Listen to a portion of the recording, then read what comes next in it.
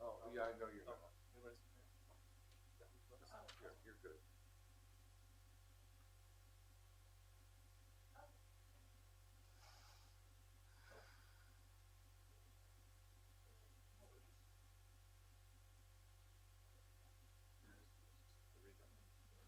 Count people.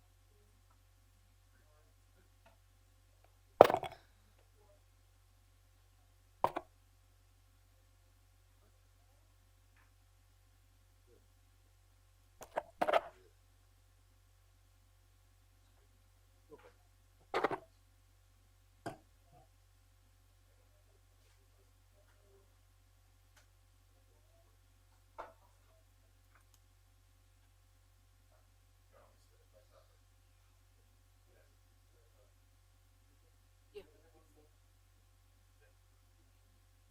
Now? Yeah, I know. No, not yet. You can. You can.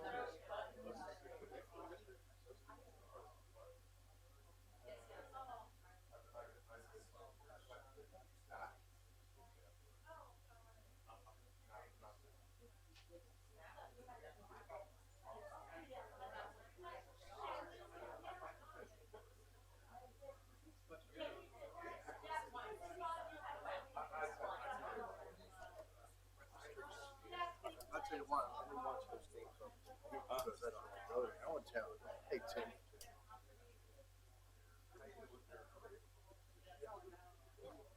Ray, What? I see a bright smiling face. Per Mr. Walbach. Remember that? Yeah.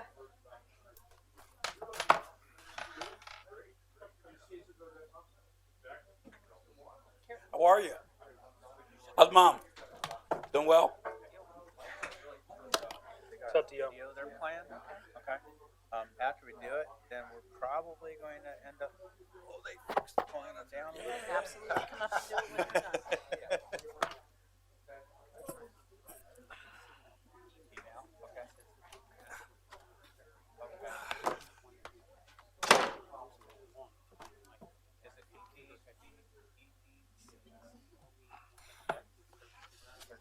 Okay, I'll reset it.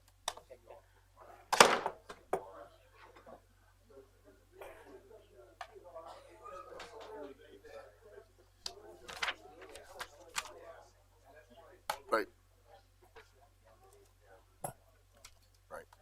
Right. That's no problem. You're messing with my agenda, aren't you? Knew it. Easton Council with a capital E, capital C.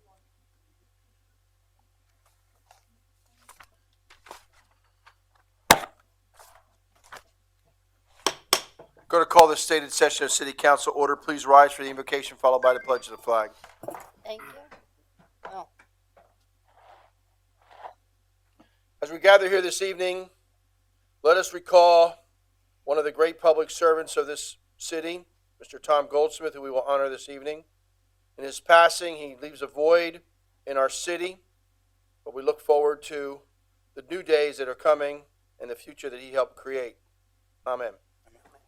I pledge allegiance to the flag of the United States of America and to the republic for which it stands, one nation, under God, indivisible, with liberty and justice for all. Roll call, Madam Clerk. Mr. Brown? Here. Mr. Ettinger? Here. Mr. Milan? Here. Mr. O'Connell? Here. Dr. Ruggles? Here. Mrs. Volcano? Here. Mayor Panto? Here. Approve the agenda. Second. Moved in second. Discussions. Roll call. Mr. Ettinger? Aye. Mr. Milan? Aye. Mr. O'Connell? Aye. Dr. Ruggles? Aye. Mrs. Volcano? Aye. Mayor Panto? Aye. Mr. Brown? Aye. This time we have the resolution for former Mayor Gotta Tom approve the Goldsmith? minutes. Gotta approve the minutes. Oh, approve the minutes. I'm sorry. It's okay. Move to approve. Move to approve. Second. Second, any additions, deletions, or corrections? Roll call. Mr. Milan? Aye. Mr. O'Connell? Aye. Dr. Ruggles? Aye. Mrs. Volcano? Aye. Mayor Panto? Aye. Mr. Brown? Aye. Mr. Ettinger? Aye. As I said in my invocation, Tom was a real visionary person, and some of his family is here this evening, and some of his friends. I had the opportunity to serve with him on council when I was the mayor in 1984 to 1988. We ran against each other in 91, and he won, and we remained good friends. I had the opportunity to see Tom at his house prior to his death, and it was funny because Tim said it was his first time that he was actually in a good mood and really happy. And he had broken his arm, his other arm, because his other arm was broken 2 weeks earlier. And I went in there, and he says, "Now I want Tim to take you upstairs and show you my office, but don't get mad when you see something on the wall." And I went upstairs, in typical Tom's office. We all know what Tom's office is like. And I didn't see it at first, and then, of course, Tim, he says, "I think he means that one." And it said, "Goldsmith Stuns Panto." I said, "Oh." So we go downstairs, and he says, "Did you see it?" I said, "See what?" I didn't see anything. He says, "You didn't see that?" I said, "See what?" He says, "It said Goldsmith Stuns Panto." I said, "I threw that out the window." And he laughed. But he was a good guy. And, I look back as an older person now, 68 years old myself, and I look back on people who really have helped to shape this city. And, the other day I had a picture on Facebook that I happened to come across when I was going through some old photos of Fred Ashton and Phil Levine, two guys that were here when I was serving earlier. Fred and I ran against each other and, again, remained good friends our whole life. I had 3 of his children as students and when I was teaching. So there's just been a lot of camaraderie among elected officials that we really are not as divisive or anywhere near as divisive as the federal government right now. But we all get along. And I think that's what's made this city attractive to people, that there's no controversy, there's no back and forth between parties or people, and we all do get along. We all work for the best of the city, and Tom was one of those people. So I'll let our city clerk read that into the record, and then I'll have other city council members say what they would like to say. We have a resolution being introduced by Mayor Panto, co-sponsored by Ken Brown, James Ettinger, Peter Milan, Dave O'Connell, Roger Ruggles, and Sandra Volcano. Whereas it has pleased divine providence in its omnipotent wisdom to take from our midst our friend and confidant, Thomas Goldsmith, on Saturday, January 11, 2020. And whereas Mayor Goldsmith was a member and officer in many social organizations in our community. Whereas Mr. Goldsmith served in many capacities throughout his life, the most recognizable as a city council person from 1968 through 1988, and as mayor of the city of Easton from 1992 until 2003. Mr. Goldsmith earned the respect of all those with whom he came in contact. He proved to be a capable, honest, and energetic official, devoting himself faithfully and efficiently to the duties of the office of the mayor. And whereas Mayor Goldsmith resigned from the office of mayor in 2003 to accept an appointment to the PA Liquor Control Board by then Governor Ed Rendell. Now therefore be it resolved, the Council of the City of Easton, Pennsylvania honors the passing of Thomas Goldsmith and expresses to his family our sincere condolences in the time of their bereavement. So moved. Second. Oh. Moved in second. Let's do roll call first. Mayor Panto? Aye. Mr. Brown? Aye. Mr. Ettinger? Aye. Mr. Milan? Aye. Mr. O'Connell? Aye. Dr. Ruggles? Aye. Mrs. Volcano? Aye. At this time, I'll ask Mr. Milan, would you like to start? Sure, thanks, Mayor. It's always a sadness to see one of our community leaders pass away. So whoever's in the family, whoever's in the audience, I want to express my condolences on the loss of Mayor Goldsmith. Mrs. Volcano. Thank you, Mayor. I have to agree, it's always a void when we lose a city employee or a city elected official or anyone that was so dedicated to the city and also who had such a love for the city. I will go on to say that, I served with Mayor Goldsmith. I was president of council for some of the time that he was mayor. And I can say that we did have some disagreements while I was there. But you know what? You age and you get more wisdom and you say, it is what it is, and you move on. And you say, you have to look at the good in everyone, as I say, and you have to look at the good for the city. And I feel that he truly loved the city, and in his own way, he tried to enact whatever he could with all of us, and we managed to get along. So I will say, I'm happy that he was here and that he did what he did with the city, and I'm very thankful for all that he did because he truly did love the city of Easton. So I'm very sorry to the family, and good people do pass on, but they do leave a legacy with the city and with its residents. So thank you again for his service. Dr. Ruggles? By my math, it's about 30 years of service with the city between council and mayor, and I think that just speaks to his dedication to the city. And I knew him kind of on the fringes. I never was really involved in the city at the time that he was mayor or on council, but I was a resident of the city, and I know that he did a great job as mayor, and I really express my condolences to the family and for your loss. Vice Mayor Brown? Yes, thank you, Mayor. There's two stories I want to tell you about Tom. I just talked to Tom prior to his passing away, and he was at Staples. And Tom, in his wisdom way, wanted to make it out to the car, but couldn't make it out to the car. So I said, Mayor, would you like me to walk you out there? No, Ken, I got this. I said, no, do you want me or do I have to? He said, you're going to have to. So I walked him out to the car, and it's funny because it was really a cold day that day, and we talked for about 45 minutes. And the one thing he kept saying to me, he says, Ken, you guys are moving in the right direction. Don't go back. You're moving in the right direction. But prior to that, prior to coming on city council, my mentor Fred Davis took me for a meeting to meet at that time Mayor Goldsmith, and I remember Pastor Fred said, "Ken, when you go into office, don't be surprised or don't look surprised." And so I got in the office, you know, you kind of hesitant. This is the mayor, and you want to make sure you present yourself well. Come on in, fellas. And then there was this long table, and I didn't realize there was glass underneath that table. And then he had everything spread out on the table. And he looked at Pastor Fred, and he looked at me, and he says, "Ken, this is what you call an organized mess. The only one needs to know what the mess is you." He says, "So everybody else don't count. Sit down." And I always chuckle when I'm thinking about that because he was a bright man, and he knew how to get things done in a way of a visionary, and that's what him and Pastor Fred really kindled on. I'm truly going to miss him because every time I've seen him, we had something good to talk about in the way the city is going, and he really appreciates this council and the mayor that leads the city in the way and direction that it's going. And as I always told him, we can never ever do this alone.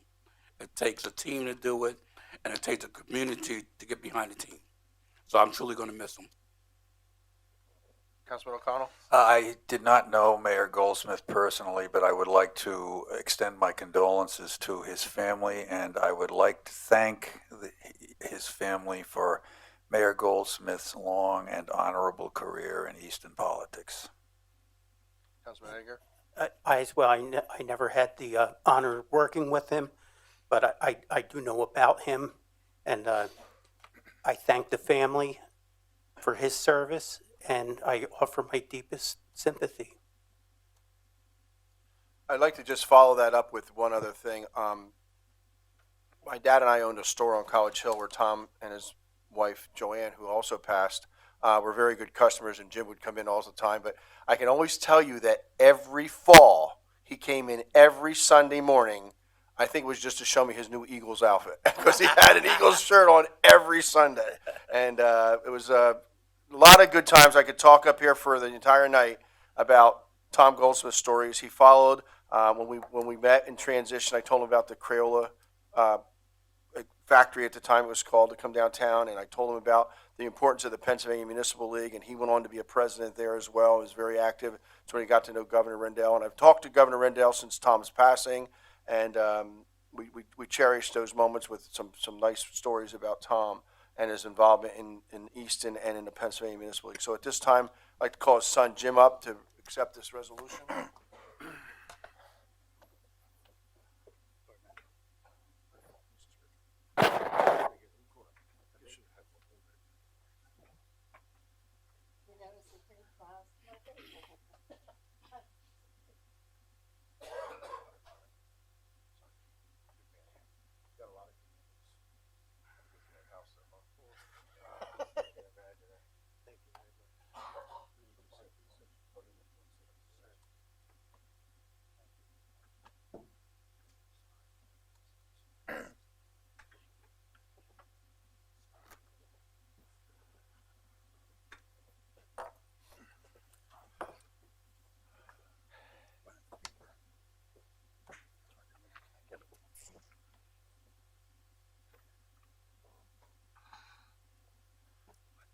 Jim, you've grown up to be a mature young adult, an attorney. Joel, did you know he was an attorney?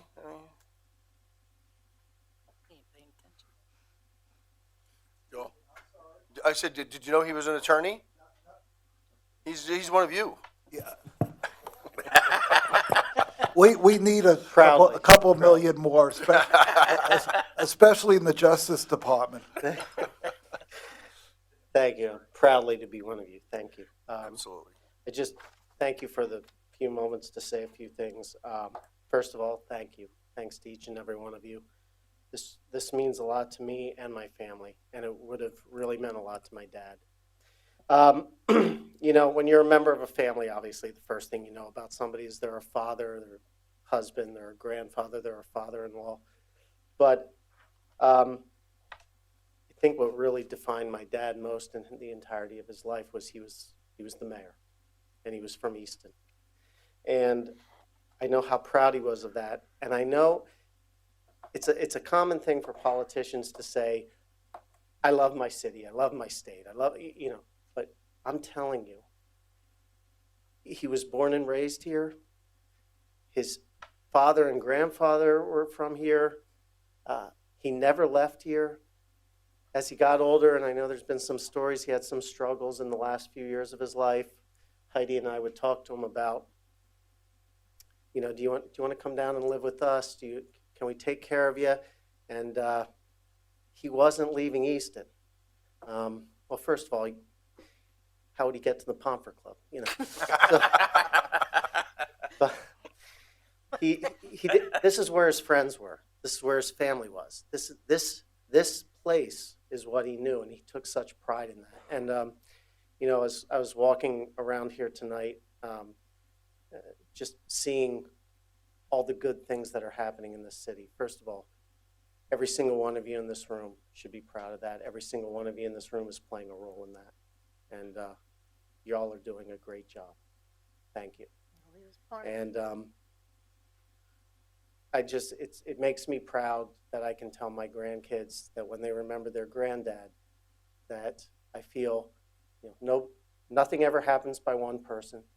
It takes a community, and he played a role in this. He played a role in the revitalization of Easton that all of you are building on. So thank you to each of you for helping to build on that, and thank you for recognizing that he helped get the ball rolling. He sure did. Thanks. Jim, thank you for coming from Berks County. I want to let you know that we won't even start on your grandfather. He was John Goldsmith was unbelievable. For those of you that don't know, not only was he an attorney, but back in the day after World War II, John Goldsmith led the charge to get the United Nations located in Easton, Pennsylvania. And he saw it on the waterfront, and that's what he wanted. And he would come in the store and tell me stories about those days. And so you've come from good stock, Jim, and you're doing real well. Thank you. Thank you. Introduce your family.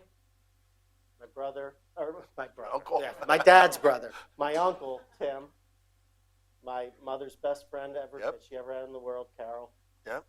And my wife, Heidi, and our three beautiful boys, Anthony, Stephen, and Tim. Welcome. Come again. Keep coming. Come back. Come up to the podium.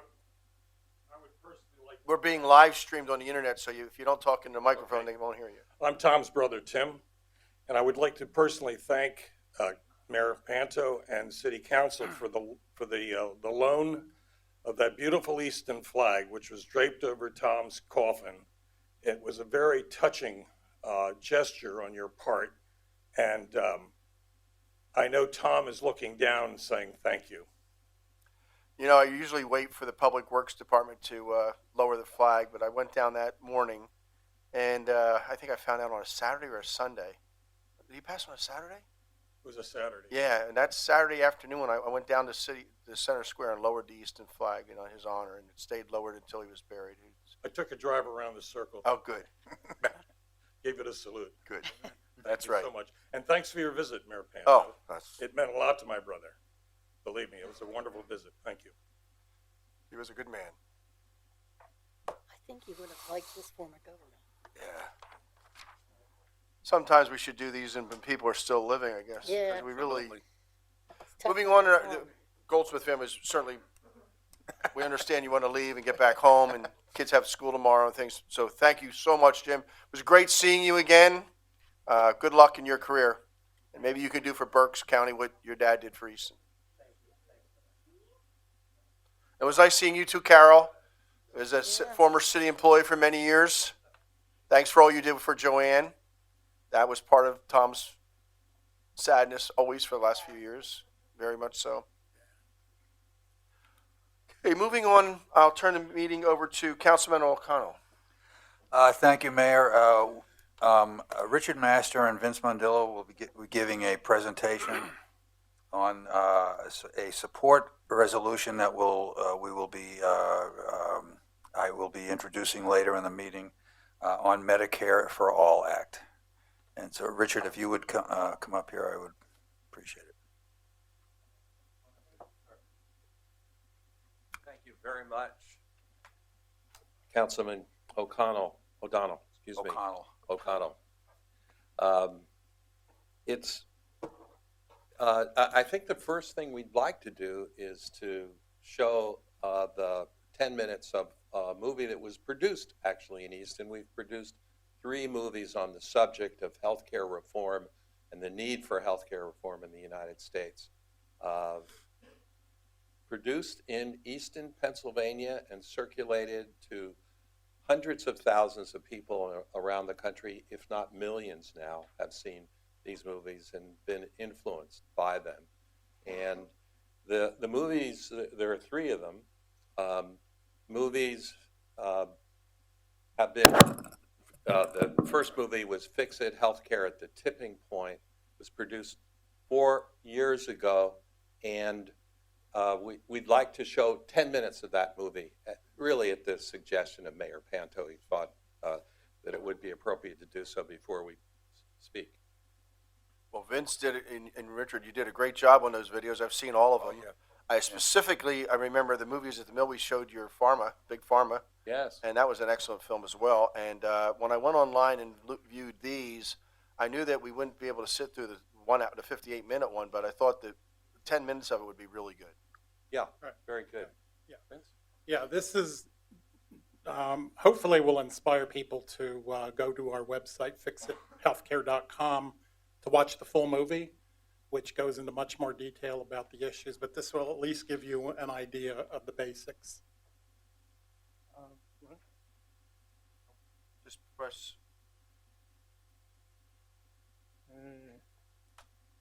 the little arrows on the bottom. Just use the mouse and go to the arrow.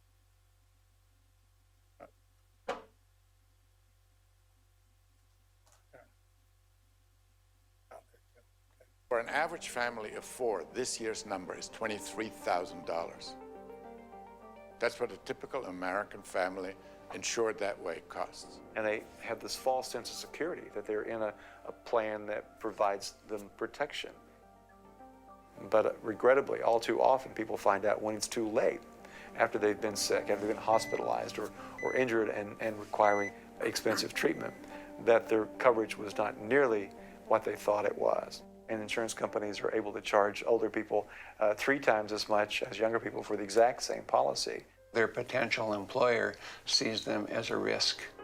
The age 50 to 64 age bracket includes very high rates of uninsurance within the U.S. market, and it's because these are very expensive employees.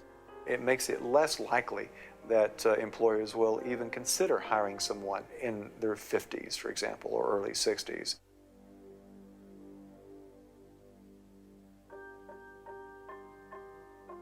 I've talked to people who've told me they've not gotten a raise in 5 years because the money they would otherwise have gotten in raises has gone to insurance companies. We've created a very fragmented system in which coverage is tied to employment in ways it isn't in most other countries in the world. If you and your family lose their whole health insurance because of a change in your employment status, that's an incredible insecurity, an incredible burden for families to have to bear. So the whole idea of having insurance that protects us from financial ruin, it just doesn't exist anymore for most people. And this is why, of 1 million bankruptcies in the United States, over 60% are associated with medical conditions. And the great majority of those are people who have health insurance. We went through years of working hard only to lose everything.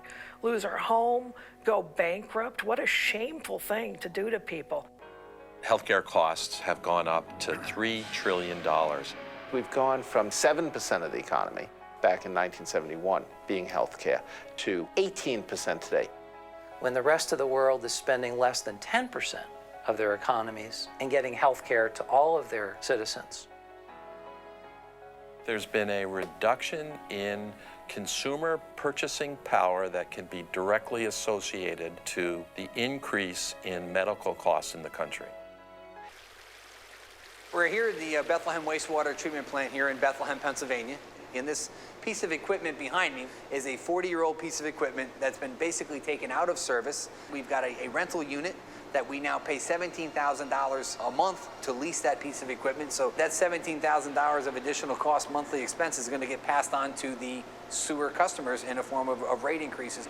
And this plant in general is just one small example of what the true impacts are of the spiraling costs of healthcare and our inability, whether it be here in the city or as a country, to address the infrastructure needs that we have throughout this country. I remember 35 years ago when healthcare was affordable.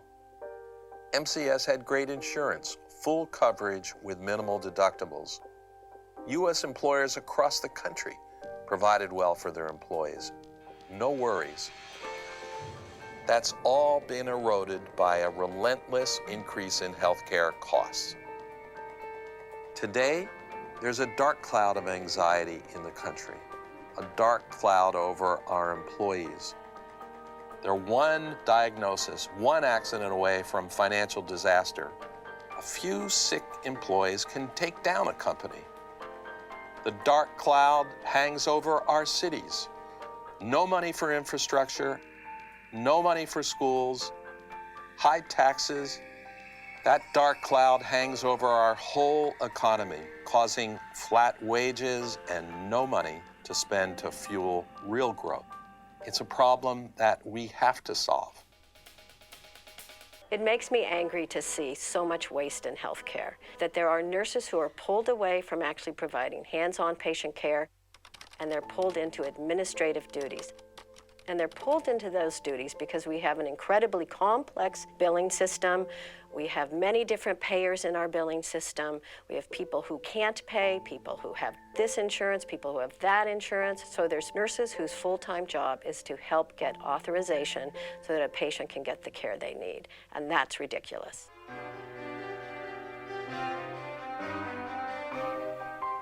MCS pays $1.5 million a year for its health insurance. And where does it go? 3 cents of every dollar goes to an insurance agent that represents MCS in selecting an insurance plan and negotiating price. The next 20 cents of our premium dollar goes to the insurance company for its sales and marketing expense and for its staff to pre-approve and deny care and its administrative expense. And then you have at the provider level 10 to 15 cents that goes to hospitals and doctors to interface with my insurance company. They face massive amounts of paperwork and phone time dealing with pre-approvals and denials and payment issues. None of it is related to care. That's 33 cents of our dollar before the actual cost of care is paid for. My insurance company is supposed to negotiate better prices from the providers. But on average, they end up paying 20% more than Medicare does. They pass that extra cost on to my company. I don't see what private insurance brings to the table.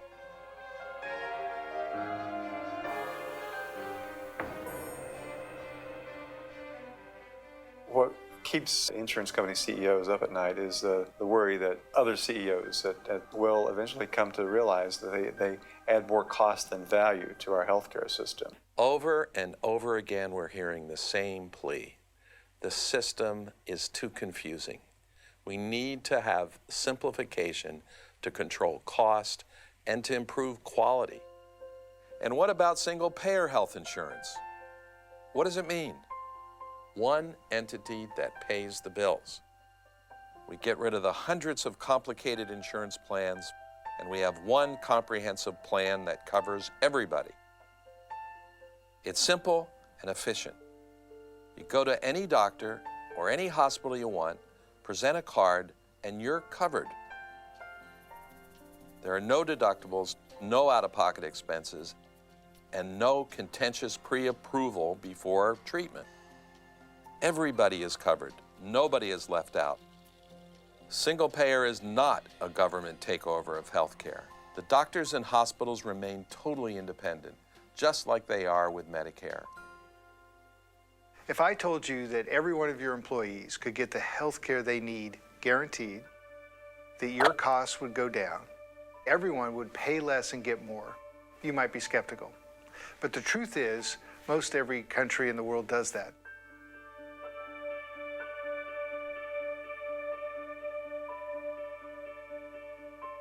The benefits in Taiwan's single-payer system are comprehensive.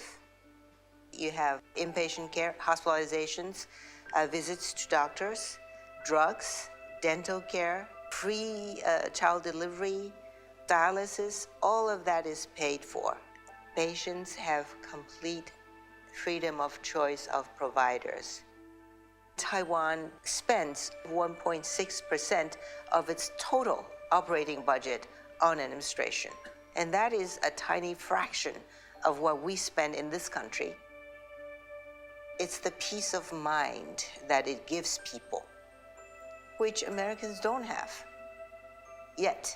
I hope every American has that someday. As a business owner and also as a former Republican legislator, I've said that conservatives should be supportive of single payer because it costs less. Talking with corporate executives, a lot of them, I think, get this. They know what waste is. They wouldn't be running successful companies if they tolerated waste in their production system, and they can see the waste on the healthcare side. This crazy transactional system is costing them money without value. Business, when they look at the single payer model, will come quickly to the conclusion that it is the least expensive, the most supportive of a free market, and will have the most direct effect on their costs of operation. The cost to my company and its employees goes down with single payer. Instead of high insurance premiums with high deductibles, there's a simple payroll fee like we pay for Social Security. My company gets out of the healthcare business.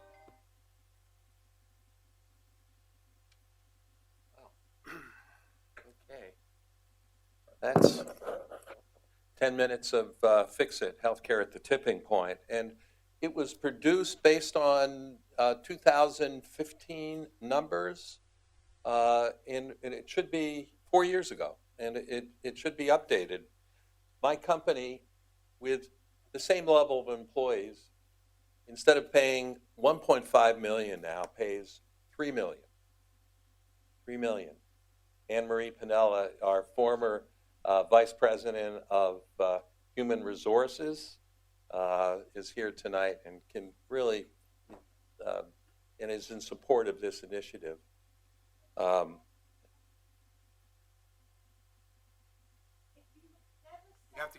Anne Marie, you have to come up to the podium. Okay, you can say it when you get to the podium. You got to speak into the microphone. Sorry. By the way, I'm finally glad you're getting a new meeting room up there in Palmer Township. That's going to be real nice. I'm not here as a Palmer Township I know that. supervisor. I am here as a human resources professional.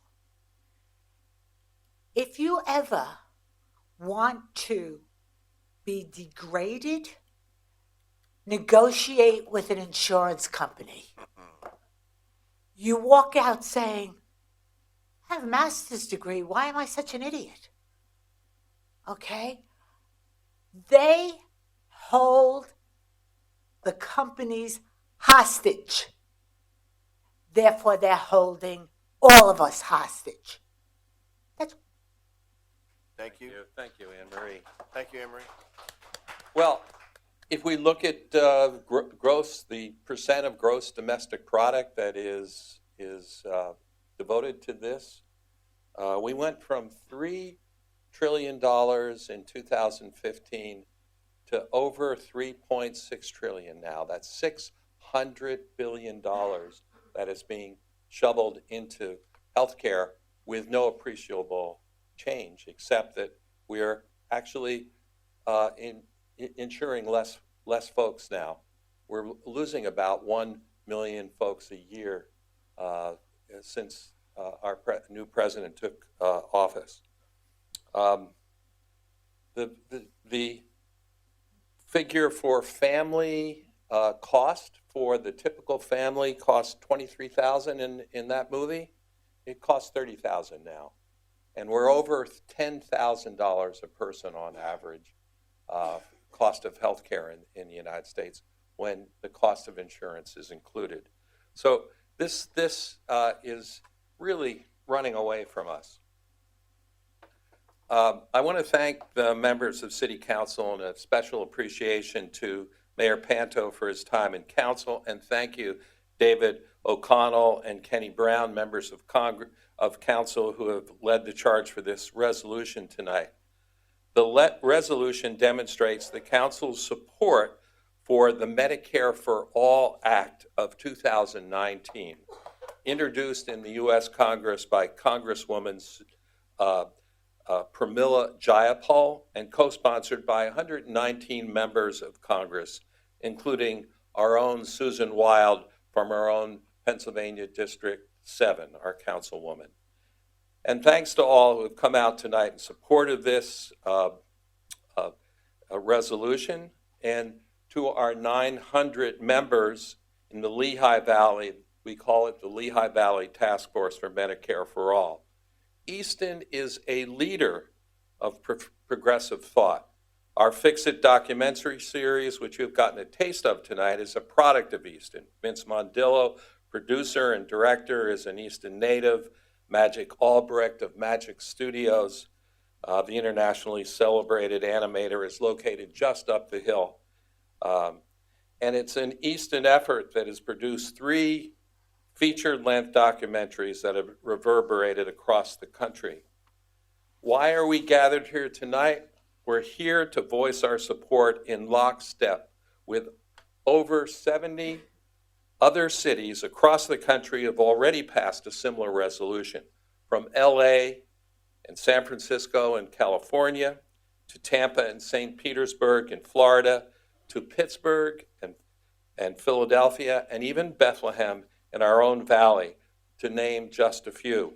We are raising our voices with theirs in support of the movement to expand and improve Medicare and finally complete our nation's unfinished business of providing health care for all. It was a dream of President Kennedy and Johnson 60 years ago for a federally financed, privately delivered, and I emphasize privately delivered. This is not a government takeover of hospitals. The hospitals and doctors will remain independent. We want a program that provides efficiently and affordable care for all Americans, regardless of age or background. With Medicare for All, we eliminate the problems of accessibility, complexity, and cost. And in so doing, we address a pervasive anxiety felt by so many Americans. Can I afford quality health care for my family? What a sorrowful question that is. But it's a stark reality that many families have to ask themselves that question. City budgets, and we've analyzed the city budget, your cost of health care is larger than ours. And it's terrible. 11% of the city expenditure and a huge percentage of property taxes are devoted to health care for city employees. Family budgets, business budgets all struggle with the runaway cost of health care in the United States. The U.S. healthcare sector, and in particular its commercial insurance and pharmaceutical industries, are eating the rest of the economy alive. The companies feeding at this trough have record revenues and record profits. The system works for them, but clearly not for the American people. Costs are out of control, growing faster than inflation, faster than the growth in the economy. Healthcare recently passed housing as the leading family budget item in American households. Fortunately, we know how to fix it. We'll fix it the way other countries have. It's called Medicare for All. To do so, we must first break the healthcare sector's control over national health policy, politically, with efforts like tonight.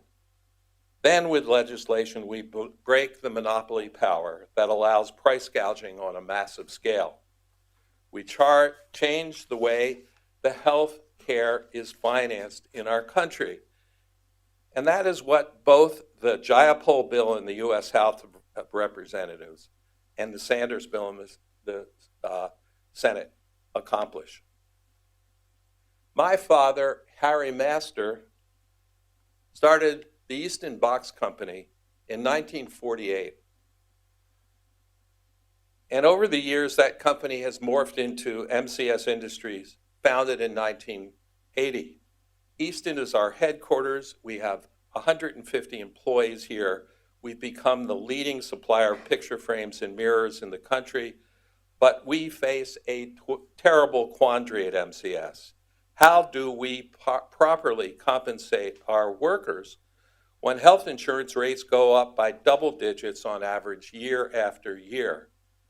Back in the day, when comprehensive insurance coverage with zero deductibles was inexpensive, I'm talking in the 70s and 80s, healthcare cost was an insignificant factor in the overall employee compensation equation. It was of minor concern. It now costs $30,000 to provide a family plan for one worker at our company. That's over $15 an hour just for healthcare. When that cost goes up 16% in 1 year, as it did this past year from 2019 to 2020, what do? What's left for wage increases year over year when over $2 an hour must be paid just for 1 year of the increase in cost for healthcare coverage? What's left? Your city government faces the same problem. The cost of healthcare is bankrupting our cities. Overall, increased healthcare costs explain why wages are flat for working Americans. Working families can't seem to get ahead economically. They have trouble educating their kids. They are massively in debt for the basic necessities. The principal cause is healthcare. From my particular vantage point, basic economics, Medicare for All is the solution to this crushing American problem. We in the healthcare reform movement support your resolution calling for Medicare for All legislation on a national level. It's important that Easton join with other progressive cities in advocating for this vital reform. Thank you for hearing our case for this resolution today. We very much appreciate your concern. Thank you, Mr. Master. Is there any, turn it over to Mr. O'Connell for conversation. There will be comments, but I didn't know if you wanted me to wait until comments on the agenda. Actually, let's take it now since the presentation is fresh in our minds. Okay. Are there any comments from the audience? Yeah, Joe Scott. So I'm Joe Scott. Thank you. And your address, please? You can give the Easton Coach address. 1200 Conroy Place in Easton. I'm sorry, what was it? 1200 Conroy Place. Thank you. So I'm the CEO of Easton Coach Company, 1,000 employees, and there are a lot of important points here. The points to me that are, this is about controlling costs. And I'm sensitive to all you guys with your budget and how hard it is. It's tough to give raises. Our employees in the last 10 years make 30% more than they made 10 years ago. Their health insurance costs have gone up by 175%. You know, as he talks about $15,000 or $20,000 for family coverage, that's all money. People talk about increasing wages. You cannot increase wages like we'd like to without with what's going on in health insurance. And it's almost like a joke. When you get an annual increase, when you're shopping for it, it's never less than 25 or 30% year over year. So then you hack away at benefits, you find different ways, you shop all over the place. We've gone self-insured for a portion of it, which is terrifying. It gets us into our employees' health in a way we have no business being in it. You know, if they get a diagnosis with things that need ongoing care, the leukemia, my father had leukemia, at $12,000 a month, and he lived for 5 years with it. Getting an employee like that, you know, and if that employee lost their job, it'd be really hard for them to find work. This is about getting businesses out of health insurance and out of employees, and it's about controlling the costs. And this doesn't mean we're hoping for the cost to go away. We want to contribute to a Medicare for All plan, a percentage of wages that's equal to what we're paying today and is manageable in the future. So I appreciate your time. Thanks, Joe. Thank you. Thanks for all Anybody your else? help in the city as well, Joe. You do a lot for us. I appreciate it with your buses.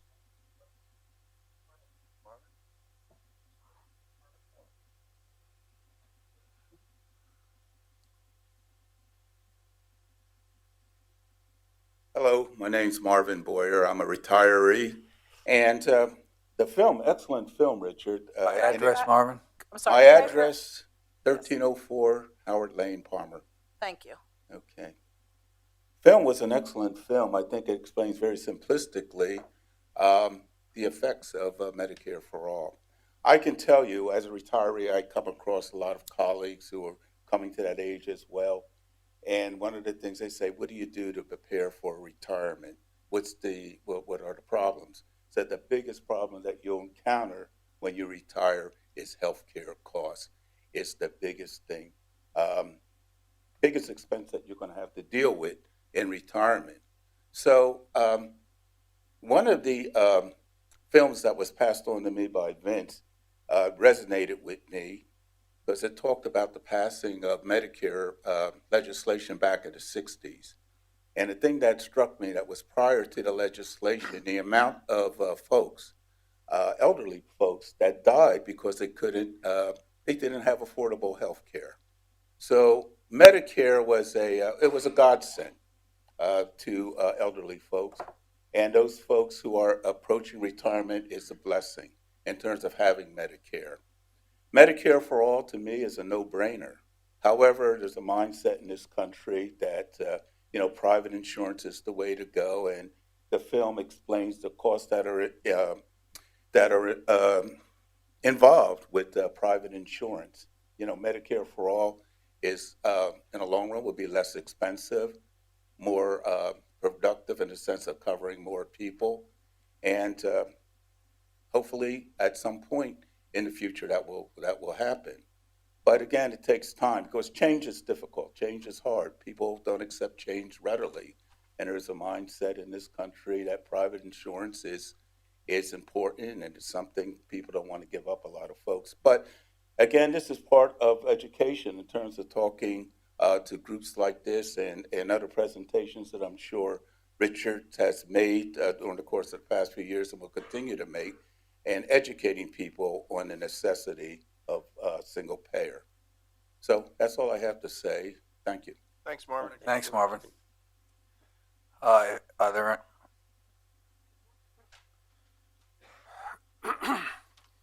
My name is Ginny Ciora, and I live at 2404 Longhurst Avenue in Palmer. Could you spell your last name, please? Ciora, it's Sciorra.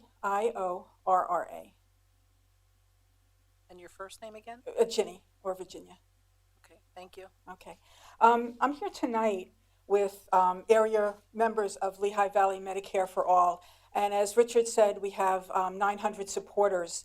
And we've shown Vince and Richard's Fix It and Big Pharma documentaries to about 60 church groups, school groups. We've shown it at universities. For an average family of 4, this year's number is $23,000. That's what a typical American family. Thank you. Sure. Okay. We can watch it again. And we always have Q&A sessions afterwards, which always turn into very lively discussions. We've shown these films to thousands of Lehigh Valley residents, and we do a lot of other things too. We held a congressional candidates forum on Medicare for All that drew a standing room only audience and lots of local media coverage. We were instrumental in convincing Susan Weil to co-sponsor Congresswoman Jayapal's Medicare for All bill. And we table at community events, and we've actively participated in the National Nurses United campaign by barnstorming and phone banking and knocking on doors in support of Medicare for All. You can find us at Lehigh Valley Medicare for All if you'd like to join. We're a very active group.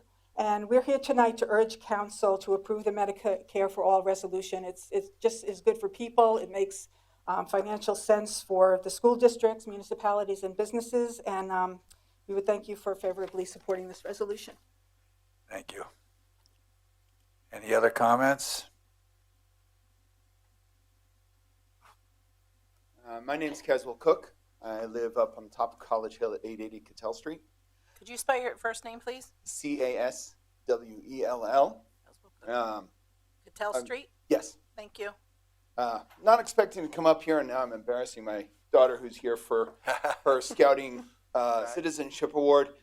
But I wanted to say two things about health insurance that I've noted over time. About 8 years ago, my wife and son were diagnosed with an in utero healthcare problem. By the time my son just spent 2 weeks in the NICU, just the NICU expenses, not even the birthing expenses, not the this 4 surgeries he had, not all the follow-up stuff, all of that. Just the visit in the hospital time was over $200,000. Luckily, I have amazing health insurance. So I was able to get through that. It took me an additional 2 years to pay off the co-insurance parts and all the other stuff. So I have an experience just with a little baby and the time there. The other thing I wanted to point out is something that I always have conversations with all of my coworkers and my friends and people who talk about health insurance, and something that I think is kind of enlightening. If we look at the name of of hospitals prior to about 40 years ago, they had 3 basic names. There was Easton Area Hospital, there was a Saint So-and-so Hospital, and there was a University So-and-so Hospital. There were very, very few hospitals or medical companies that were outside of these 3 community-based concepts and organizations. The city hospitals are usually owned and operated by cities or committees from the city. The Saint So-and-so hospitals are operated by churches and community organizations to help support the community. And of course, I've suddenly lost. What was the third one? Thank you. The educational ones were obviously supported by universities. Today, all 3 of these organizations today, all 3 of them today are no longer supported by the organizations that founded them. I remember a couple of years ago, there was a notice about somewhere in, I think it was USA Today or Newsweek or something like that, made a comment about the lovely hospital that we have in this little village of ours. And it was not very kind to it. It's not owned by the city anymore, obviously. It's not supported directly by the community. It's actually owned by a company in Tennessee. And they're rated one of the worst companies, healthcare companies, and most of their hospitals that they own, I don't know how many, are not in the best side of town, and they're not the cheapest hospitals. They're very expensive, and they're not well maintained, and they're not well graded. And that's a community hospital. So these are no longer part of community. They're now part of corporate America. And we no longer care, they care about the bottom line and not about the community. And Medicare for All and all this sort of stuff brings it back down to a nonprofit organization as opposed to let's make money off of people who are sick. So just 2 comments for you. Thank you, Mr. Thank you. There are no further comments. I'll turn the meeting back to Mayor Panto. Well, I'd just like to follow up on comments from the council. I have a unique perspective that I served as the Senior Vice President of Coordinated Health Systems for 4 years. And during that time, U.S. Healthcare was the big ones that really, when you think about it, doctors and surgeons have really lost a lot of money. Their malpractice insurance continues to go up, but it's not the doctors who are creating this problem. It's the private insurance companies who are looking at the bottom dollar for profits for their shareholders. When I was with Coordinated, when I started with them, the biggest surgery that we did at the time had gone down to $3,600. And 4 years later, when I left Coordinated Health Systems, we were getting about $1,200 for a total hip replacement. So Lenny Abramson and all his family made millions and millions of dollars, but in the fact it was we were all paying for his wealthy life. So It's a sad situation for America. I also, Richard, love your one on big pharma. I think that was really hit home, and anybody who sees that has to understand that our pharmaceutical costs are just out of sight. And most people who have Medicare don't get that Part B. They just get the cheapest one they can because, as Marvin said, that's what they can afford in retirement. So they end up going without prescriptions. So that's. Anyone else? Okay. Moving on, we have another presentation. Where's Frank? Frank Caruso? Is Frank doing it? Yeah, I thought he is. I went to the men's room. Okay. Go on to public comment on any agenda item only. If there's anyone here who would like to address City Council on an agenda item. If not, there's opportunity at the end of the meeting to talk about public comment on any item that's or concern or anything you want to say about the city at the end of the meeting. But we'll go on to consent agenda items right now, and we'll go back to the rave presentation when Frank gets back. Okay, under the consent agenda, we have a resolution approving various appointments to the authority boards and commissions. We have a resolution approving a lease agreement with CIT Lease Company, and we have a resolution approving an agreement with PMA Management. Move the consent agenda. Second. Moved and second. Any discussion? Roll call. Mr. Brown? Aye. Mr. Ettinger? Aye. Mr. Milan? Aye. Mr. O'Connell? Aye. Dr. Ruggles? Aye. Mrs. Volcano? Aye. Mayor Panto? Aye. At that time, we'll go back to Mr. Caruso for a presentation on the rave mass notification system. That was a tough act to follow here, so a little more boring. The city, as you know, has used a platform called Nixle for a mass notification system for the past few years. We've come a long way with it. It's worked well, but we've found that we've kind of outgrown this a bit, and we're moving towards a little different direction where more public safety involvement, and some of our future plans here are calling for a product that can do a little bit more. So we've started with a program that's now a national registration type program for 911, whereas a product called RAVE, Mobile Safety, is the actual engine running the system that produces the mass notifications. We still issue the notifications out. We still do our registrations now, but it's coupled with a system called Smart 911. Smart 911 is a full registration system, whereas our prior system did not have that. So within the Smart 911 system, you actually create a user profile, and you outline and put in about your family and whatever information you choose that you would want a 911 center to know about. It also aids us within the city because we can graphically then pull addresses up and learn some of that information. So if there's an evacuation in a certain area of town and you have senior citizens at home, you have children, you have pets, we can put a query in to actually bring those profiles in to tell fire and police where assistance is needed. And when they reach that area, then they have a better idea what will take place.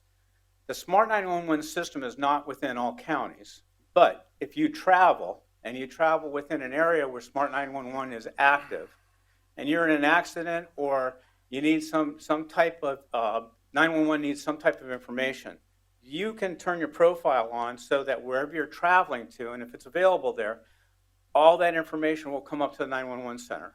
It will tell who you are, families, emergency contacts, whatever it is you choose to know. It's all voluntary as far as what you put in, how much information you wish to put in within the system.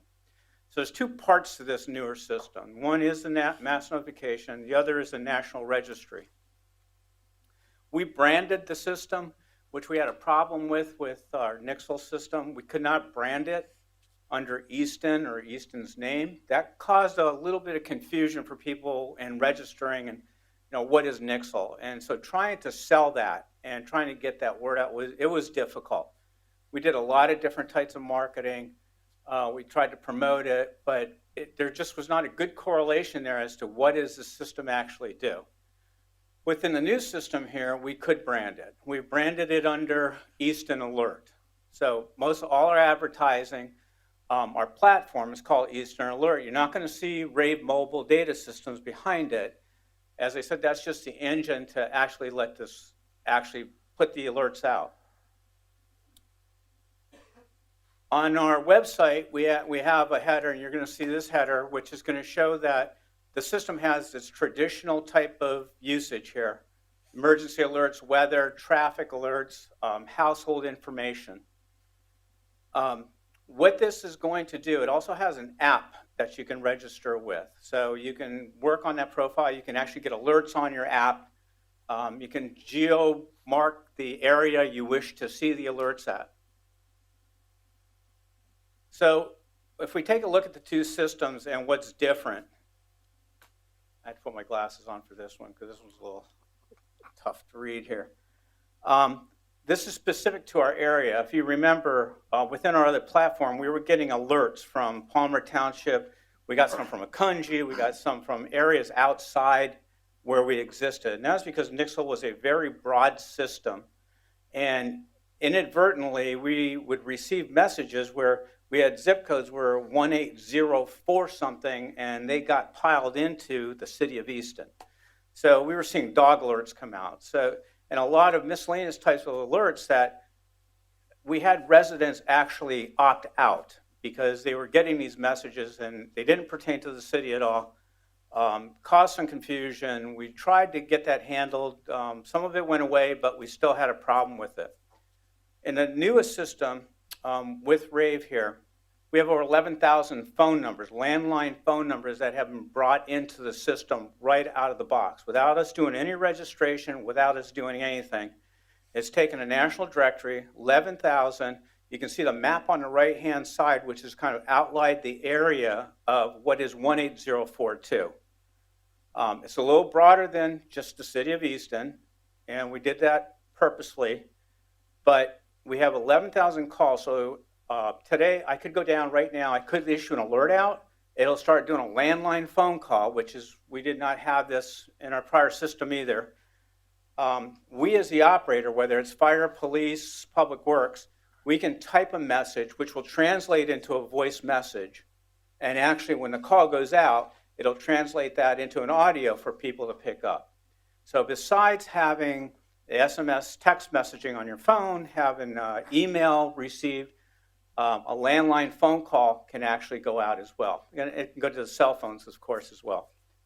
There's over 7,000 homes that are within our 18042 platform that has the actual landline phone numbers already within the system.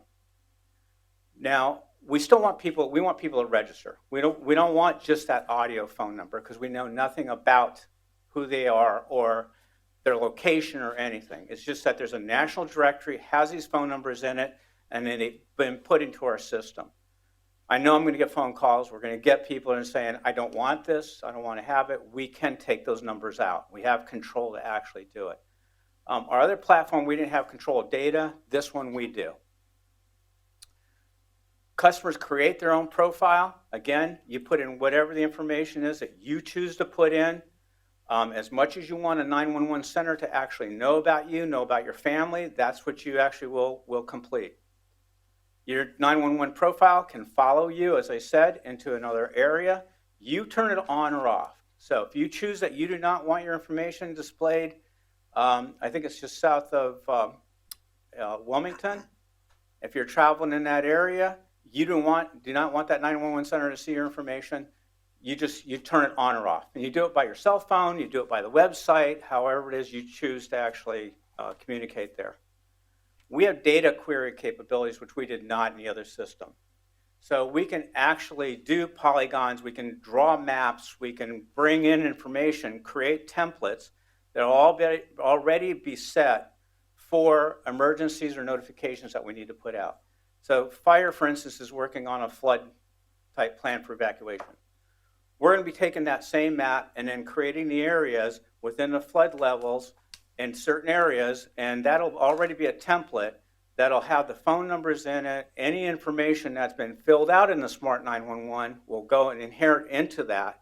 And when we go to launch, it will know the exact area that we wish to launch out to. We don't have to create it on the fly. We don't do anything. It's already set up and ready to go.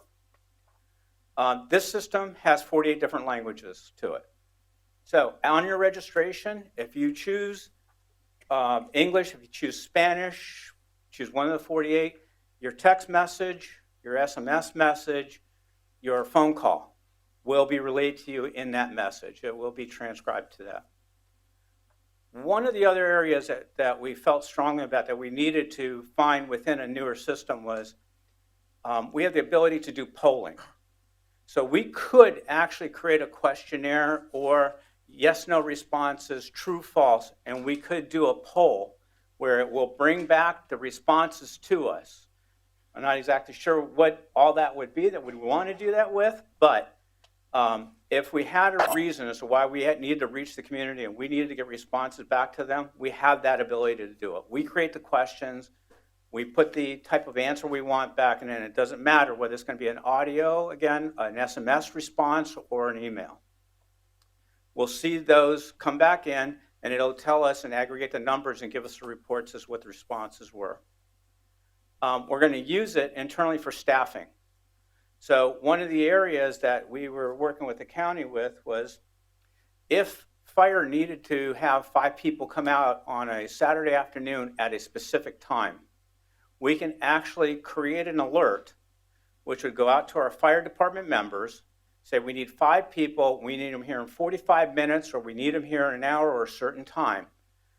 The first 5 people responded to that will be logged into the system. A notification will go out to them and tell them that they are to come in. The others will not receive a notification, so it fills the job quota and it lets whoever is issuing this alert know you got your 5 people, they've all responded.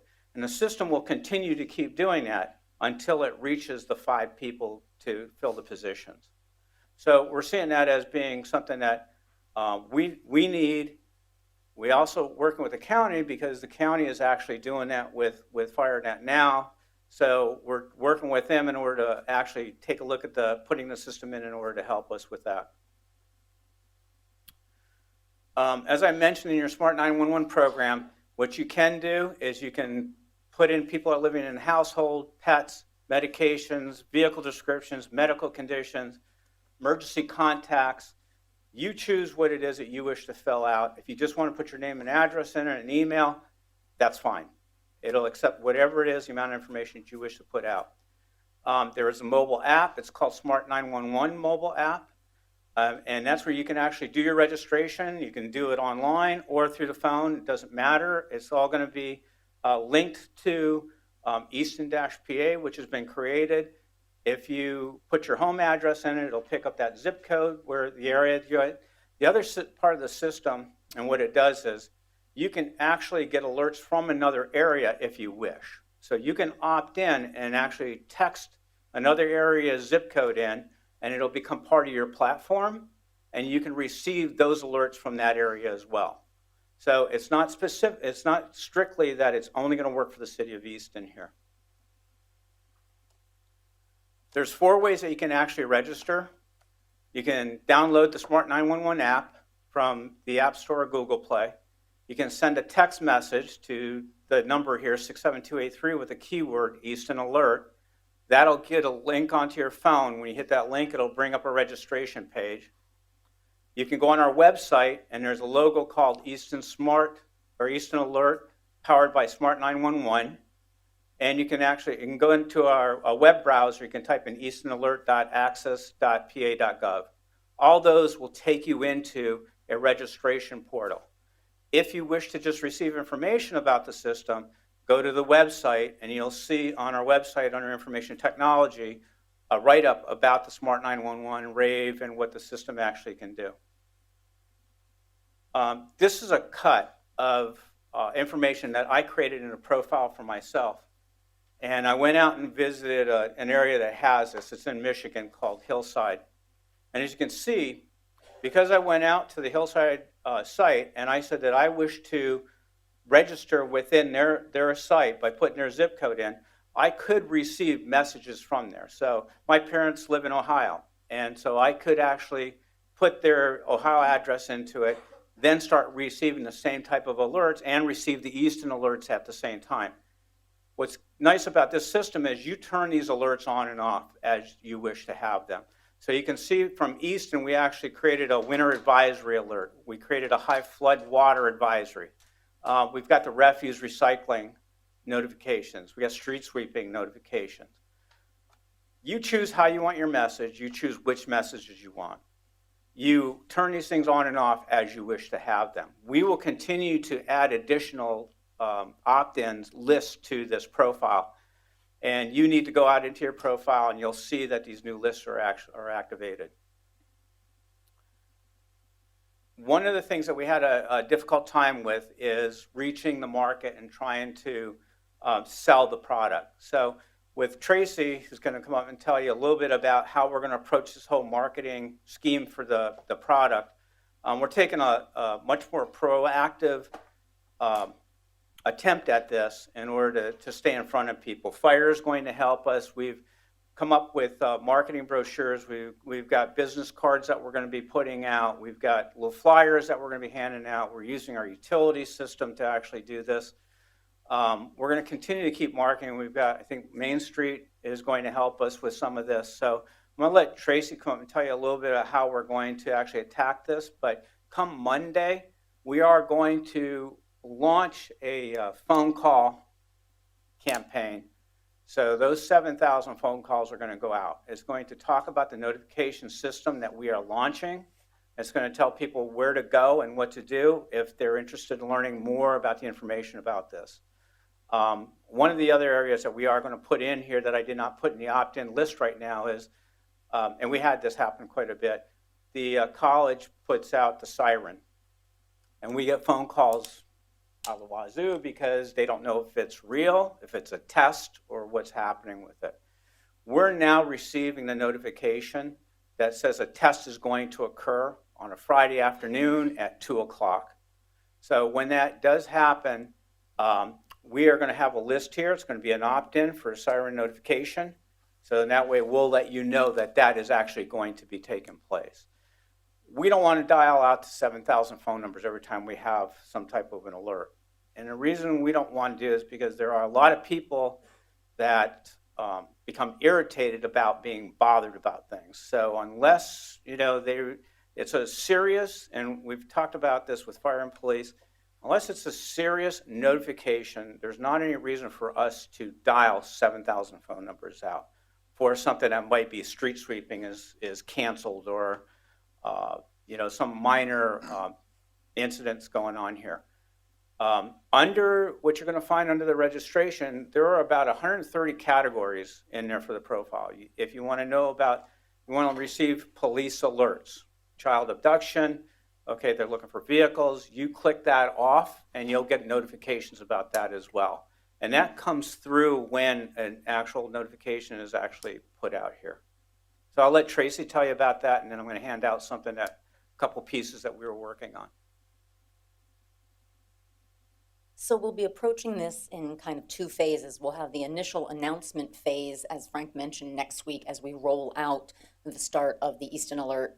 And then it will be moving into the ongoing awareness building, because as you can imagine, this will take ongoing communication regularly through several of our outlets. So first, we'll issue a press release to the local media outlets to let them know about the switch if they're interested in learning more, perhaps doing any news stories or articles on it. We, of course, have our 3 social media channels, Facebook, Twitter, and Instagram, with several thousand followers between Facebook and Instagram. So we will continue to message and use graphics provided to us by the Rave Smart 911 company that we can customize for Easton Alerts. We have allocated some budget money as far as promotion to put toward boosted posts. In other words, Facebook and Instagram ads that help us expand the reach of our Facebook and Instagram content beyond just our followers. We'll soon be starting with some email marketing here for the city, so this will be something that will be in our monthly e-newsletters on behalf of the cities in our new municipal e-newsletter, so on an ongoing basis. As Frank mentioned, the website for the city is already updated. If you went there now to our homepage and clicked on the Easton Alert button, you could register right now through the website. So that will continue to be a resource where we can direct people for additional information. We've reached out to GEDP, specifically to Easton Main Street Initiative, and they have agreed to help us message through their respective email communications and social media whenever we tell them we are ready. I've also reached out to the director of the Easton Business Association and hope to have him on board so that EBA would be partnering with us to get this communication out as well. Frank also mentioned some marketing materials that we will have produced, printed pieces such as brochures and postcards and small business card size things that we can leave around town, leave with our community organizations that they can distribute. And he mentioned messages in the utility bill and also using Nixle to reach out to current subscribers to let them know we are switching over to the new Easton Alerts system powered by Smart 911. What else? Is there any questions for anybody about the system? Frank, if you're doing this for your family, does each member in the family have to do that? Or you can compile information on one? You do it for your family, and then you can continue to add family members into your profile. Okay. Dr. Ruggles, I'm kind of interested on the application end, I'll call it, whereas I'm concerned as to how these alerts actually get identified and get sent out. I mean, we have lots of different people that have the potential of giving this information to the public.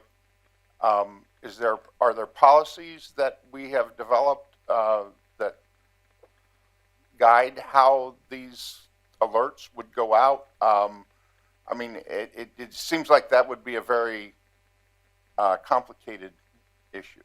Well, there's two types of alerts. I mean, that really, if you boil this down, one comes from a system called iPause, which is a national alerting system. That's where your weather alerts are coming from. Mm-hmm. When they come through, they pass through our system. We have it turned on and said we want the national weather alerts, and this is the 60-some alerts that they actually issue out. Yeah, those I think are pretty straightforward. The ones that I'm concerned about are the ones that have to be generated from employees of the city. The only people. And what policy do they have to guide them as to, yes, I'm going to make this alert, or no, I'm not going to make this alert type of situation? Any type of alert that has to do with an emergency, like when we close the street here, because I think it goes through the mayor first, and it actually goes through fire department, police department, public works. They notify the mayor. They talk about what is going on, and then that alert, they can issue the alert themselves, or I can issue it if the mayor contacts me. But nobody else has the ability to actually launch an alert. There's only a certain group of people here. This is administrative, I know, but it just seems to me like we ought to have some standard policy on what is an alert, what isn't an alert. And I don't know how broad and general that is, but I mean, just so that, somebody said, well, this happened and I didn't get alert. Well, our policy is this, and we can change that policy, but we were following our policy.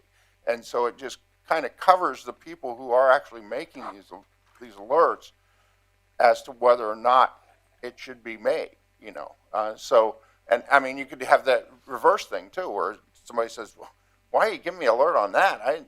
That's really not, well, it's our policy to do that, So I think that having that policy just kind of covers our employees. It's a great thing. We had, and we'll develop a policy, but it's ultimately up to the police chief and the fire chief. For example, the shots fired on College Hill a couple of weeks ago, that is an incident that started in Forks Township. They were speeding down Knox Avenue, and fortunately or unfortunately, the victims were speeding around, trying to make the left on Lafayette Street, hit two parked cars, and that's where the incident occurred, the second incident.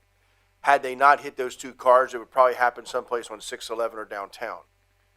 By the time our police got there was no reason to send out a Nixle because the event was over, the threat the perpetrators were gone. They flew off after the shots were fired. They flew off to 611, and who knows where they were. So the police chief when he was called, made the decision. No, we don't have to put out a NICS alert because the event is over. There's no sense in scaring the public at 11:30 at night when it's over. There's no imminent threat to the neighborhood. So I think that could be part of the policy. And we took some heat on that. I mean, but when you explain to people, oh yeah, that's okay, we understand. And I think we'll put it into a policy. We'll draft a policy, and Chief Krill is not only the fire chief, the director of fire, he's also the emergency management director. And when it comes to flooding he makes those decisions. Or we're going to evacuate an area, he makes those decisions. Normally, whether there's a major incident, police or fire, I do get the call. But normally, if it's a snow emergency, I have to declare the emergency, but I rely on Dave Hopkins to give me that information. So they're the Public Works, Police, and Fire are really the three that would have a need to notify the public. And to your point, that was a problem we were having with the prior system. We were getting dog lost in a certain area. Yeah. We were getting these messages that were just non-emergency, and we took the practice that we were just going to do emergency and important information for the public that I need to know. Not as a marketing tool, not to use it for anything like that, but all of a sudden we started getting these, And emergency alerts. that's important, because if you remember the incident we had on College Hill at the college, and it got out there in social media, and it was more of a scare than anything with the bomb threat. I think it was a bomb threat or something up there. And I remember Chief talking about putting some policies in place so that we know how to handle it from there forward. So he might have some already in place also. We're always going to err on the side of caution, but that's what the professionals are there for. That night, Department of Justice was there, FBI was there, our police were there, the Lafayette Police Department was there, and their security division, and I was there in their control room. It became very apparent that this was not a local threat. It was a hoax. Mm-hmm. But we were having parents call my cell phone from California and everything else, and it was ascertained early on. But the police department in Lafayette and our police department and our fire department did do a complete sweep of every building on the college to see if there was really a bomb, even though we knew that it was pinging all over the world. So I think it's a good idea to have we sort of know what the policy has to have in it already. So it's not a problem of reducing it to writing and getting it done. But we are not going to use we are going to make it clear in our policy that it is for emergency notification only, unless you opt in. I don't live on a street that's cleaned every week. It's not cleaned at all. So why would I opt in to be notified if it's going to be canceled for a day? It is very important for people, and we try to explain to them, even on the Nixle they had that opt-in, to be notified if the sweeper's down, one of the two sweepers is down, and we can't do their street, they'll be notified by Nixle if they signed up for it. Now they'll be notified by Easton Alert if they sign up for it, and we will try to get those people to sign up for that type of event. But we don't like to use it unless it's a true emergency. Because people tend to just, it's another text. I'm not going to watch. I'm not going to read it. Chief Crow, do you want to say something about the iPaws or the alert system?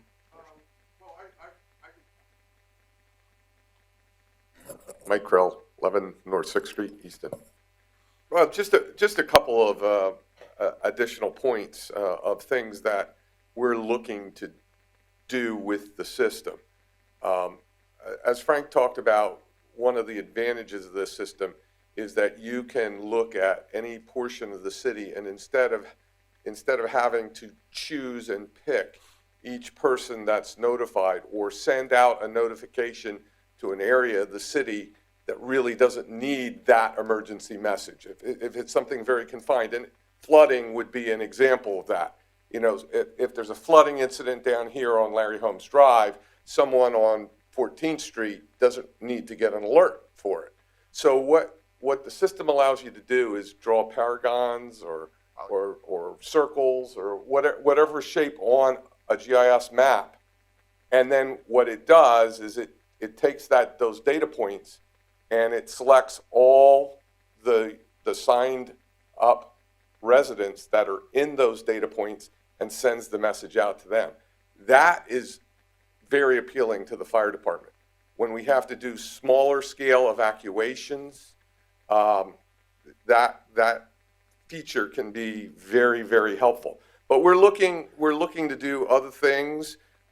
For example, if we do when we get further on with the flooding portion of our program, we're looking to actually, as people opt into it, because we're going to identify specific people and specific properties, as they opt into it, we're going to also provide some educational features that we can send out to them on occasion to say, we're just reminding you, have you gotten flood insurance? Have you set up your family action plan in case there is flooding?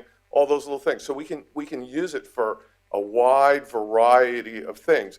And as Frank and I talk on occasion about the system, we keep coming up with new ideas on how we can utilize that system to keep residents informed. One other thing, and this happens to deal more with our own employees here in the city, there is a feature called a panic button. We can initiate that, for example, in City Hall, which what it'll do is it'll automatically call 911, but at the same time, it will allow a notification to go out to the employees within City Hall if there's some sort of emergency, giving them some direction on what they should be doing, whether they should shelter in place, whether they should evacuate the building, those sort of things. So it's very robust, and I think the system has some obvious advantages over the old system, and I think we can get a lot out of it. Good. Anything else anybody would like to know about this? So when you get phone calls Monday night about this, this is what it's about. All right. Thank you, Frank. Thank you. Thanks, Frank. There's no reports received by council, so we'll go right into committee reports. Vice Mayor Brown, Finance Committee. No report, Mayor. Economic Development Committee, Councilmember Volcano. I just want to say that last evening we had a committee public meeting, and we had a presentation from the ad hoc committee of the 185 South 3rd Street, which is the Best Western lot. The ad hoc committee presented to the public the developer that they felt unanimously they would choose to send to Easton City Council, and also the developer came in and gave his presentation, which is Perron Developers, and we had a nice crowd, and I would like to publicly again thank them because there were 17 people on that committee together with the staff and Dr. Ruggles, myself, and the mayor, because they had at least 8 meetings that they were diligent about coming, all of them, and it was a very good set of group of people who were put together, and they truly did a very good job, and I'm very happy that everything turned out the way it is, and I will let the mayor elaborate more if he wishes to on that particular subject, but I'm very happy the way it turned out, and we'll see shortly how soon that will begin the process, but we will also be having several other public hearings on those. At every council meeting for the next 3 meetings, tonight, if someone wants to address that under public comment, and then in 2 weeks we meet on the 25th and 26th of February, we'll be there, and then on March 10th and 11th we meet. On the 10th we could speak again, and the 11th they could speak again. It won't be until March 11th that we actually introduce the resolution to City Council naming Perron the preferred developer. As I said last night, there's a lot of new people here tonight. That simply means that that committee has chosen them to be a preferred developer. That doesn't mean they are the developer yet. We got to go through a due diligence period, a negotiation period, et cetera. But I will say that one of the things that didn't come out last night that I wish would have is the amount of economic benefit to the community on this project. To the city coffers themselves, is probably going to be almost 750,000, maybe as much as $900,000 a year, which is the equivalent of 3 mills of taxes. They're worth about $300,000 each. It'll, let alone the vitality of the business money that they spend in other community businesses where we do get business taxes. But I'm talking about direct benefit, not accounting the amount of money that we'll get in permit fees, the open space and recreation. We talked about how we can, maybe utilize that. We're looking at some iconic projects in the West Ward for recreation. We've done the Nevin Park Fountain. We've done the Boys and Girls Club Playground and Community Gardens. So this development is not just aiding the area that it's being done in, it's also aiding the entire city with our permit fees, which on this property will probably be about $900 to $1 million, a one-time fee. So we're very excited about it. It's a good project. I would suggest you learn as much as you can about it. But our staff that was there, Mark and Lewis and David, and then from City Council, myself and Roger, or Dr. Ruggles and Mrs. Volcano, we sat there as observers, and it was really an interesting committee. I believe everyone who wanted to be on the committee was allowed to be on it. That's why it was 17 people. And I'm really happy that they made the presentation last night. Our former mayor, Phil Mittman, endorsed the project, saying that it really blends well. I guess the biggest fallacy is that people think that because we have a local historic district, which I was on the task force to create it, means that you have to have everything look phony colony. And it's not that. It means it has to have good streetscape, size, scale, mass, etc. But it certainly needs to look like it was built in 2019 or 2020, not 1920. And we are struggling with that. And so I want to let City Council know under my report, but I'll tell them now. I'm looking for assistance from the Pennsylvania Historical Museums Commission to provide infill construction in a historic district training for not only council members who want to go, but the Historic District Commission, the Planning Commission. We know we are going to protect our historic assets, but we have a lot of lots, empty surface lots, that just tell people that we were a depressed community. These all had buildings on them. Not one of them was empty, all right? And when you drive around town, you see them. If you're not from Easton, oh, this must have been depressed because there were buildings there. We have that same problem in the neighborhoods where there's missing teeth, where a building was blighted or burned down and it had to be torn down. And now it's an empty lot.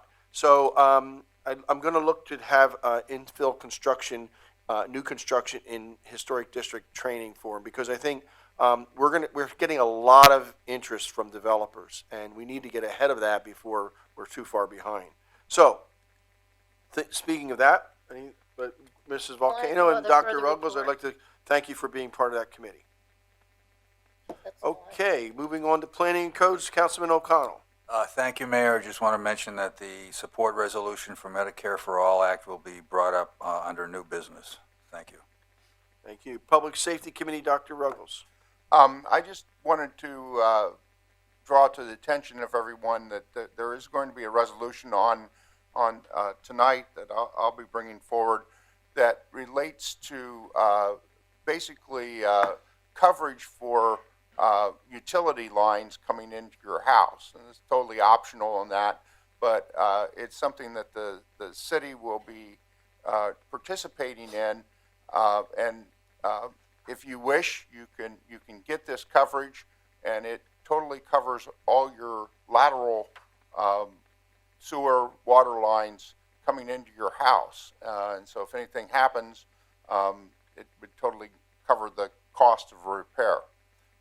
So hopefully we'll be finding a little bit more about that in the future, but I think it's a great program. It's offered by National League of Cities. And it's I think it's a very, very good program. So that'll be coming up tonight. I think it's excellent for us, especially being in an older city. I know I'm going to get it. I'll make it.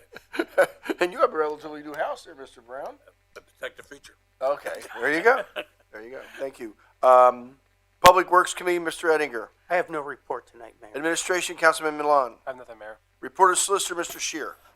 Just prior to our city council meeting, we had an executive session to discuss litigation. I have no other report. Thank you. My mayor's report, I just want to let you know, the city council know, and Mr. Hopkins was on the sinkholes we've had created over on James and Kleinhahn Street. You may have gotten some emails on it. We did respond to Mr. Kuth and a couple others. We did get word from Craig Swinsberg at the Water Authority today that the pressurized grout is being put in. They've met with both of the three of the neighbors who have a concern about the subsidence underneath their some concrete pad, and I almost said cement. Dr. Ruggles would correct me, it's concrete. But we are working on it, and by the beginning of next week, all the pressurized grout should be on it. The one resident who's been active on Facebook, who's talked about the fact that he's had the opportunity, because he has the wherewithal to pay for his improvements, his engineering bill, will all be taken care of by the insurance company for the Water Authority. The other two are senior citizens who live in the brand new development, Nesson Heights, but a brand new main has been put in from James Street, along James Street from Milton all the way to Kleinhahn. So I want to thank the Water Authority for being on top of that. But it's a perfect example of where the Nixle and now the Rave is a really good program, because this is the second one we've had in the last 4 months over on South Side. And the only reason I knew about the first one before I even got the phone calls, because the water pressure had dropped so bad, I was getting ready to take a shower. But the sinkholes are hopefully stopped for now. Also, I did attend the open house for 119 South 9th Street, our newest home that's involved in our low affordable housing program. It's for sale by the city for $104,500, and it's an excellent home.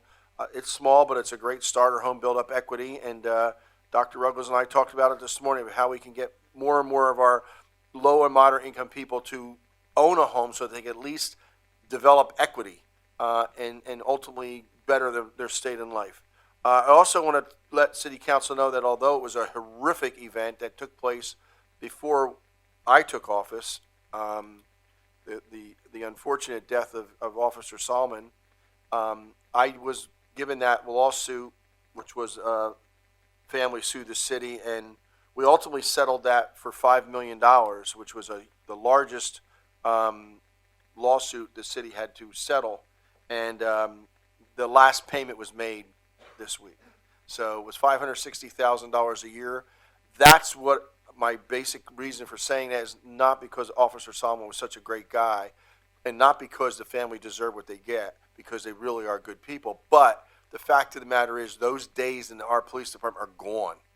And it was a really rough period when you have a police department that is like ours today, that's more professional and really thinks about things like that. We have body cameras now.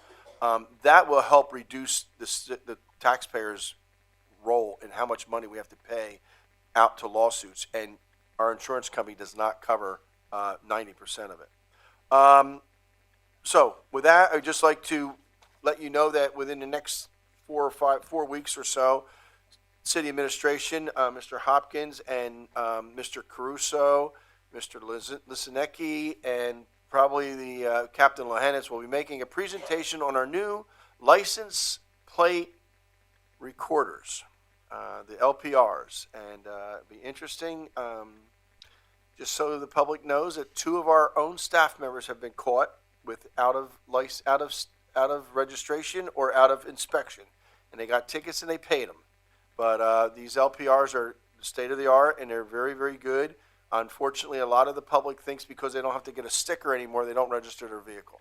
So go home tonight and make sure your registration is legitimate, because we will catch you. I mean, these LPRs don't let anybody through the cracks. So moving on, Madam City Clerk, we'll go right into new business. Try one more time. Okay, we have we have an ordinance being introduced by Roger Ruggles, which would be amending the traffic control map of the city of Easton by the creation of a 15-minute parking space for a drop-off pickup zone. So introduced. Okay, we have a resolution that's being introduced by Mr. O'Connell, and it's showing support for the Medicare for All Act of 2019. You're moving. So moved. So moved. Second. Moved in second, discussion.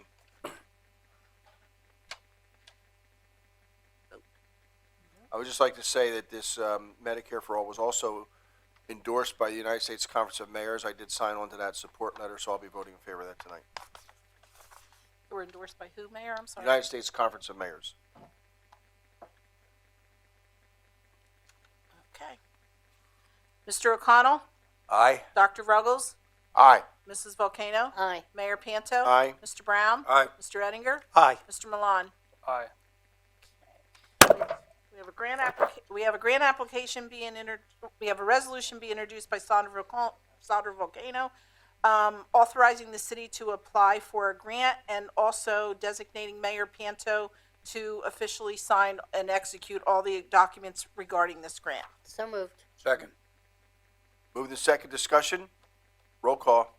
Mayor Panto? Aye. Mr. Brown? Aye. Mr. Ettinger? Aye. Mr. Milan? Aye. Mr. O'Connell? Aye. Dr. Ruggles? Aye. Mrs. Volcano? Aye. We have a resolution being introduced by Roger Ruggles authorizing the city to take steps to participate in the service line warranty program administered by Utility Service Partners, which is endorsed by the National League of Cities. So moved. Second. Moved in second, discussion.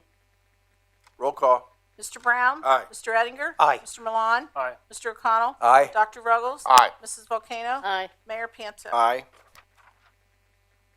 We have a resolution being introduced by Mr. Ettinger approving an agreement between the City of Easton and Traffic Planning and Design. It's for potential alignment and/or configuration changes at the intersection of Pearl Street and Bushkill Street. So moved. Second. Moved in second, discussion. Mr. Hopkins, it's obviously a very wide intersection. Can you tell us exactly what might be done?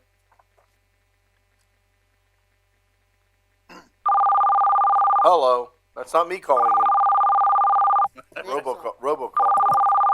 Yeah, well, for a long time, we've wanted to take a look at that intersection. You know, it's pretty high speed, and it is a PennDOT intersection. So, you know, both roads are PennDOT roadways, but it's directly contiguous because the city road on Bushkill Drive, we own from the bridge west. But we're getting a lot more pedestrian traffic through there, presumably people trying to get to the Arch Trail, walking to Safe Harbor. It's not a great intersection to try to cross. So we've asked, you know, we'll probably have to get approval from PennDOT, but we want to start the process of looking at better ways to navigate through the intersection. I think there's some good options that could be on the inexpensive side, and maybe that could grow into a future, you know, if we could do pavement markings to start and then maybe add curbing later on. But I do think the pedestrian accommodation, we should try and improve it through there. So that's, you know, we're going to get some survey work done, and then, you know, and then we'll work with the state to see if they'll, you know, work with us to reconfigure things. Okay, thank you. Yep. Roll call. Mr. Ettinger? Aye. Mr. Milan? Aye. Mr. O'Connell? Aye. Dr. Ruggles? Aye. Mrs. Volcano? Aye. Mayor Panto? Aye. Mr. Brown? Aye. We have a resolution being introduced by Mr. Ettinger approving an agreement between the City of Easton and Barry Issett and Associates for doing topographical survey work at the intersection of Pearl Street and Bushkill Street. So moved. Second. Moved in second, discussion. Roll call. Mr. Milan? Aye. Mr. O'Connell? Aye. Dr. Ruggles? Aye. Mrs. Volcano? Aye. Mayor Panto? Aye. Mr. Brown? Aye. Mr. Ettinger? Aye.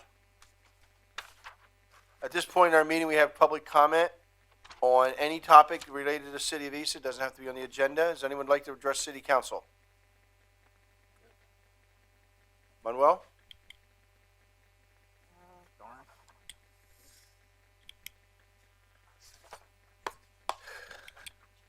Please state your name and address. My name is Manuel Fresneda, and my address is my home address is 28 South 7th Street. But I also have a business in the 600 block in the westward, 612.5 Northampton Street. Can you spell your last name, please? Fresneda, Fresneda. Okay, thank you. So 3 years ago, I guess it would be a good moment to. I was here 3 years ago, and I got approved for a parking meter right in front of my business in Tierra de Fuego in the 612 Northampton Street. I never received a notification that it wasn't going to happen. For some reason, there's not going to happen. The meters in between the 5th block and the 600 block. But as you know, the parking spaces, they're a situation all over Easton. And of course, my business is just really struggling because I have no parking meters or because I just don't have a parking space. The people from downtown Easton and people between 5th and 600 block and the people from 7th Street and between 7th and 10th, they park right between the 5th and 7th. So I never have spaces. Saturdays is crazy, Sundays crazy. State theater nights, I have no parking spaces and I don't have space. My business is really suffering because of this reason. So I'm looking for an opportunity or possibility for the city council and the mayor or whoever is can help me trying to get a 15 minutes parking right across right in in front of the restaurant. That was just introduced. Excuse me? That was just introduced. Dr. Ruggles introduced it under new business. Okay. Manuel, it takes 2 readings. 2 weeks. So readings tonight it next gets week. introduced. In 2 weeks, we'll vote for it. Okay, Vote on it. Okay, can I vote? Nice try. Good answer. Okay, so that's it. But we'll vote on it in 2 weeks. Thank you. Okay. Thank you. February 26th, I think it is. Yes. May I just ask, are there going to be parking meters put on those blocks? You know, the sad reality is there should be because Manuel is absolutely 100% right. People park there all day and they walk down to wherever they're working in town. We found that, and Roger and I go to the State Cafe every Monday morning for breakfast, and when we put them on there, the neighbors got their free parking permit, and it is really helping the neighborhood. They finally have parking spaces if they leave during the day and come back because people were just parking there and walking. Just 3 days ago, I went to the police department yesterday because now they put, like, if their cars are old and they're not working, they're just parking right in front. Not only looks like horrible for that block, and I don't know if you've been at the restaurant. The restaurant is beautiful. Yeah, it is. The inside of the restaurant, whatever we did is beautiful. And it's been 3 years, and I live in the Westward. I own a house in the Westward, and I love the Westward. And there's many beautiful things happening there. And now if that happened, because I don't know if there's only the other plans, I don't know if what's going to happen next door. But there is just plenty potential in that part of that. Well, the one thing that'll happen with these new LPRs, they electronically chalk the tires. So if there's someone parked there more than 3 hours, they will get ticketed. Oh, good. If you give me authorization, I'll do it. Well, just to address, I did talk to the police department about it, and they said that they looked at putting meters as the ordinance authorized. But one of the things that they found is that they would lose several parking spaces on the block because of placing meters there. So that was one of the reasons that it hadn't gone forward, was they were concerned about losing parking spaces instead of, so that was one of the reasons. Okay. Thank you. Thank you. Anyone else like to address City Council? All the suits from Lafayette, you're not going to address us? Andy. Just wave. Oh, how are you? Hi, how are you? Mr. Cook, your daughter, can she stand? And what is your name?